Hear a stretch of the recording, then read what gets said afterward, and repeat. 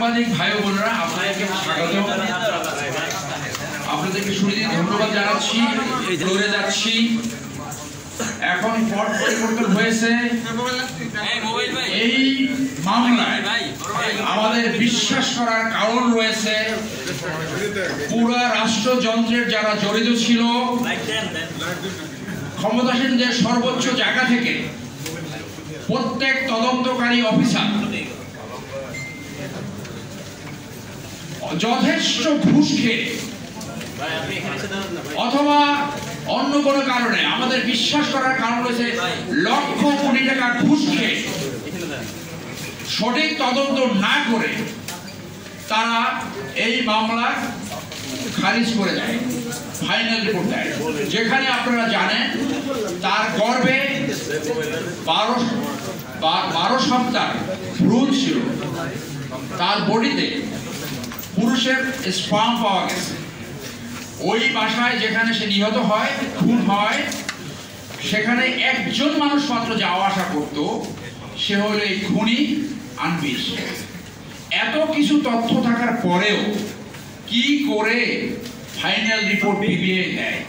আপনাদের কাছে আমার সনির্দিষ্ট অনুরোধ, কিভাবে ম্যানিপুলেট হলো, কে কত টাকা ঘুষ খেলো, পিবিআই এর চিফ, তদন্তকারী এসপি, তদন্তকারী আইও, কেন এইরকম প্রমাণ থাকার পরেও একটা মামলা কি করে ফাইনাল রিপোর্ট দিতে পারে?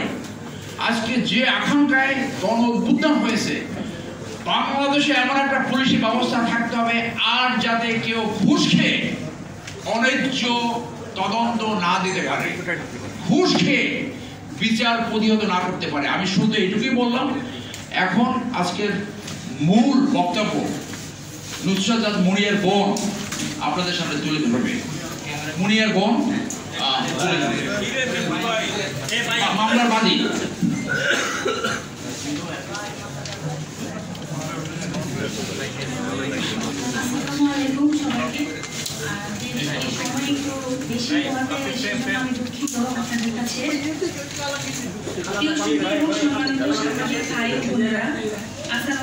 আমি জানি আমার কতটা চাপ, ঝুঁকি এবং সীমাবদ্ধতা সত্ত্বেও আমার বোন মুনিয়াকে বর্ষণ হত্যা করার ঘটনার পর আমাদের পাশে দাঁড়িয়েছিলেন। আপনাদের সহযোগিতা ছাড়া আমার বোনের এই ইস্যুতে দেশবাসীকে এভাবে বসুন্ধরার কুখ্যাত এমডি সায়াম সোবান আলমগীরের বিরুদ্ধে সোচ্চার করানো যেত।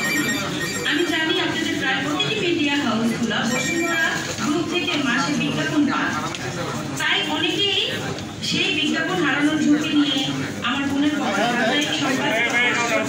হয়তো বা পারেননি।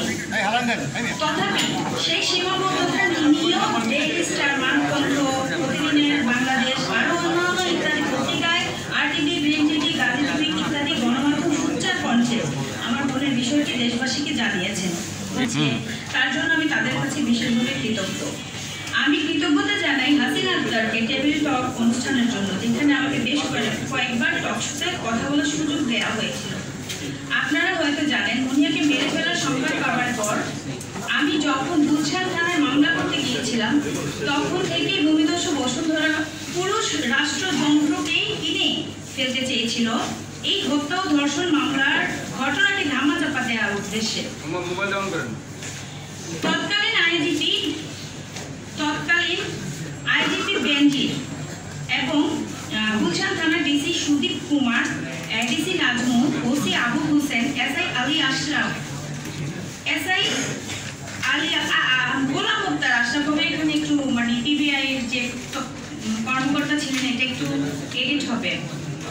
তো গোলাম মুক্তার আশরাফ, পিবিআই এবং সহ আনবিরকে বাঁচিয়ে দেওয়ার জন্য নির্লজ্জ ভূমিকা রেখেছিল। পরবর্তীতে গুলশান থানা আনবিরকে অব্যাহতি দিয়ে তাদের তদন্ত প্রতিবেদন জমা দেয়। আপনারা হয়তো জানেন, আমি আওয়ামী পরিবারের একজন সন্তান। আমার প্রয়াত বাবা একজন মুক্তিযোদ্ধা ছিলেন। তিনি কুমিল্লাতে আওয়ামী লীগের রাজনীতির সাথে প্রত্যক্ষভাবে জড়িত ছিলেন। একজন মুক্তিযোদ্ধা সন্তান হিসেবে ও আওয়ামী লীগ সরকারের শাসন আমলে আমি আমার বোনের হত্যার বিচার দাবিতে দাঁড়ে দাঁড়ে ঘুরেও ন্যায় বিচার পাইনি। আমি জানতে পারি তৎকালীন আইনমন্ত্রী আনিসুল হক তার বান্ধবী তৌফিকা করিমকে দিয়ে মোটা অঙ্কের টাকা আনবিরের থেকে ঘুষ নিয়ে মামলা প্রবাহিত করার চেষ্টা করেন। আমি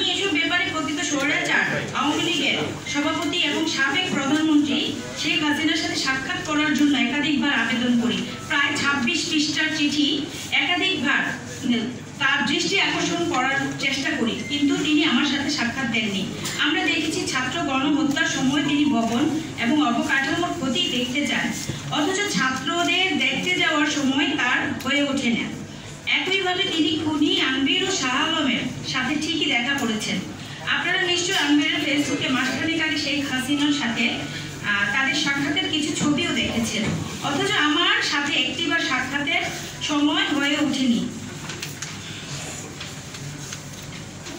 সেটা নিয়ে আমি অনেক ব্যথিত। আমি বিশ্বাস করি শেখ হাসিনার প্রশ্রয় না পেলে আনবিরা এত ব্যাপরং হয়ে ওঠার সাহস পেত না। পিবিআইতে যখন আমার মামলাটি গেল, সেখানেও অর্থ ঢেলে তৎকালীন পিবিআই প্রধান মনোজ কুমারকে ঘুষ দিয়ে তাদের থেকেও একটি একপেশি তদন্ত রিপোর্ট নিয়ে আসে বসুন্ধরা গ্রুপ। ওই রিপোর্টেও আনবির সহ সকলকে অব্যাহতি দেওয়া হয়। আমি নারাজি জানানোর পর সেও আদালতে খারিজ হয়ে যায়। প্রিয় সুধী, আপনারা নিশ্চয় নারাজি পিটিশন খারিজের পর নাগরিক টিভির নাজমুস সাকিবের প্রতিবেদন দেখেছেন। সেই প্রতিবেদনে নাজমুস সাকিব কিছু অডিও রেকর্ড পাশ করেন, যার থেকে প্রমাণ হয়ে যায় বিচারক কিভাবে প্রভাবিত হয়ে আনবিরের পক্ষে রায় দেন এবং আমার নারাজি পিটিশন খারিজ করে দেন। এভাবে মুনিয়া হত্যা ও ধর্ষণ মামলাটিকে নিয়ে তদন্ত রিপোর্ট ও আদালতের রায়কে আওয়ামী লীগ আমলে বিচারহীনতা সংস্কৃতিরই একটি নির্লজ্জ উদাহরণ হিসেবে আমি অবহিত করতে পারি। সবচেয়ে দুঃখের বিষয় হলো মুনিয়া গর্ভবতী ছিল।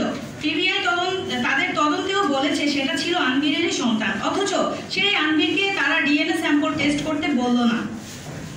তারা মামলার অন্যান্য আসামি যেমন সাইফা মিমু বিয়াসাকে গ্রেফতার করলেও আনবিরকে একটি বারের জন্য জিজ্ঞাসাবাদ ও গ্রেফতার করেনি। অথচ বিচারের নামে কিরকম তামাশা হয়েছে সেটা নিশ্চয়ই আপনারা বুঝতে পেরেছেন, জানেন। প্রিয় সুধী, এত অন্যায় অবিচারের পরেও আমি আনবিরের হুমকি, টাকা প্রলোভনের কাছে বিকৃত হইনি। আমিও হাল ছেড়ে দেইনি। আমার মামলা এখনো চলমান রয়েছে আইনি প্রক্রিয়ায়। আমি বিশ্বাস করি স্বৈরাচার হাসিনা পতনের পরে স্বাধীন বাংলাদেশে আমি ন্যায় বিচার এখন প্রত্যাশা করতেই পারি। নোবেল বিজয়ী অর্থনীতিবিদ সর্বজনশ্রদ্ধেয় মাননীয় প্রধান উপদেষ্টা ডক্টর মোহাম্মদ ইউনূস সাহেব, তার আইন উপদেষ্টা ডক্টর আসিফ নজরুল সাহেব, তারা দুজনেই অত্যন্ত ন্যায়পরায়ণ মানুষ আমি জানি। তাদের কাছে আমার বোনের ন্যায় বিচার প্রত্যাশা করছি।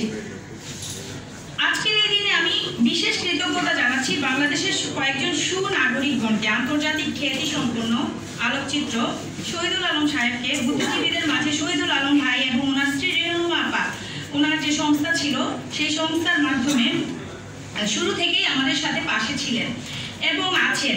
ওনারা মুনিয়া ইস্যুতে আমার সাথে কাঁধে কাঁধ মিলিয়ে লড়াই করে যাচ্ছেন। আমি বিশ্বাস করি আমাদের এই লড়াই আজ আর একার লড়াই নয়। মুনিয়া ন্যায় বিচার নিশ্চিতের মাধ্যমে দেশের বিচারহীনতার সংস্কৃতি বন্ধ হবে।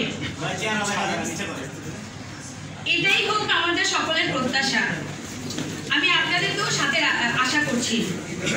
আমি সরকারের সংশ্লিষ্টদের অবিলম্বে আনবির ও তার পিতা ভূমিদস্যু বসুন্ধরার চেয়ারম্যান শাহ আলম ও সহ অন্যান্য সহযোগীদের গ্রেফতার করে মুনিয়ার ধর্ষণ ও হত্যা মামলার আসামি হিসেবে তাদের জিজ্ঞাসাবাদ ও হত্যার বিচার নিশ্চিতকরণের জন্য আবেদন করছি। এতক্ষণ আমার বক্তব্যটি শোনার জন্য আপনাদেরকে ধন্যবাদ